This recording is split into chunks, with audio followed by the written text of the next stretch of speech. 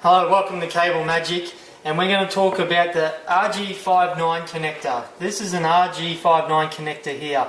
It's a basic F connector, and you can tell that it's a 5.9 connector by the size of the hole in the middle here. This is too small for Rg6 cable. That's the most common cable now. I'll just grab an Rg6 connector to compare it to. 1 second. That's the Rg6 connector, that's the Rg59 connector.